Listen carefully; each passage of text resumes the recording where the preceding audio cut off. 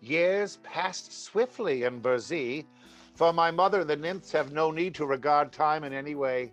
Even centuries make no change. They remain the same, immortal and unchanging. I, however, being mortal, grew to manhood day by day. My mother, Necile, tells me that she barely turned around to find me too big to lie in her lap. And I grew to desire other food than milk. She reminds me that I had stout legs that carried me far into Burzee's heart, where I gathered supplies of nuts and berries, as well as sweets and wholesome roots. Necile would follow me through the forest paths with her sister nymphs, explaining as they walked all the mysteries of the woods and the habits and nature of living things. They helped me learn the languages of Burzee. I could sing the songs of the bees. I could recite the poetry of the woodflowers and understand the history of every blinking owl in Burzee. One day, the master woodman returned. There I was, sitting in the circle of the lovely immortals. The great auk paused as he peered into the depths of my being and read my brave and innocent heart. Claus, you shall accompany me on my journey through the world. I knew well the honor of being companion to the master woodsman. But my mother, Necile, wept for the first time in her life, and she clung to my neck as if she could not bear to let me go. For Necile now was both my mother and my sister. The master took me to a small clearing in the forest, and he said, "Place your hand upon my belt and hold fast while we journey through the air." And in an instant, the vast forest of Burzee fell away from my feet, and I found myself passing swiftly through the air at a great height. The master said to me, "So long as you hold fast to my belt, you will remain unseen to all mankind. But if you release your grasp, you will separate yourself from me forever and from your home in Burzee." One of the first laws of the forest is obedience. I found the earth swarming with creatures of my own kind. Auk nodded. "The immortals are few, but the mortals are many." I looked earnestly upon my fellows. Oh, there were sad faces and reckless faces, gay and pleasant faces, anxious and kindly faces. I especially noted the children, first curiously, then eagerly, and then lovingly.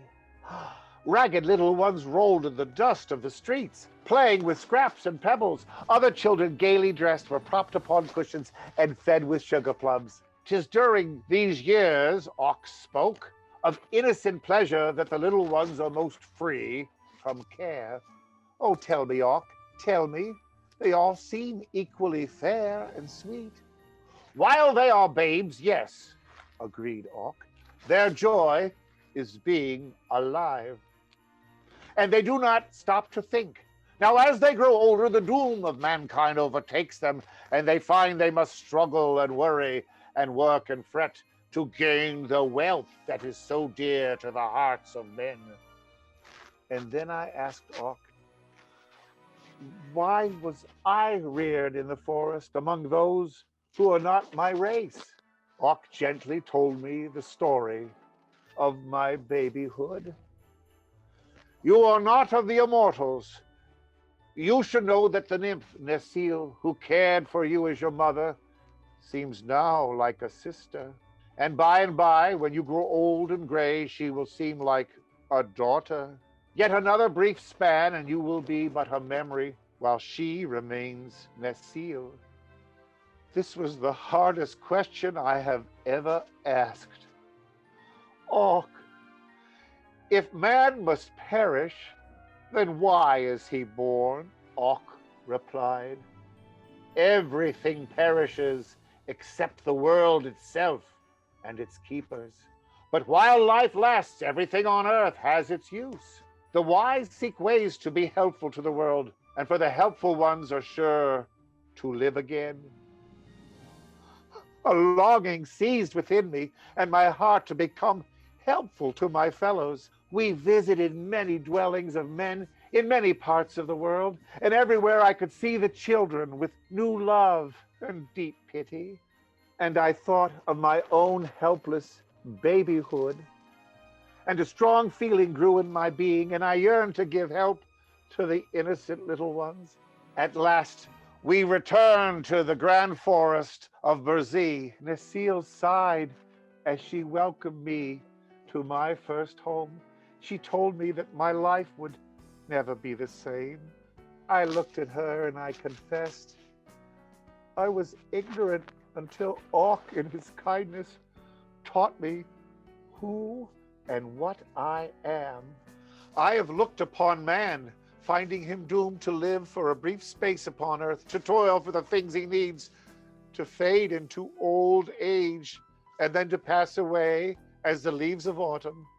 I learned that every man has his mission, which is to leave the world in a better place than he found it. I am of the race of men, and man's lot is my lot. Necile, I am thankful for your tender care, as well as your loving comradeship during my boyhood. Yet my heart will ever overflow with gratitude. I kissed Necile's forehead. I shall love and cherish you while my life lasts, but I must leave you to take my part in the struggle of humanity and to live my life in my own way.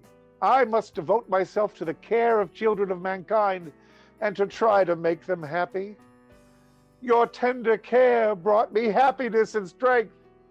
It's just and right that I devote my life to the pleasure of other babes. I looked at Och with grateful eyes.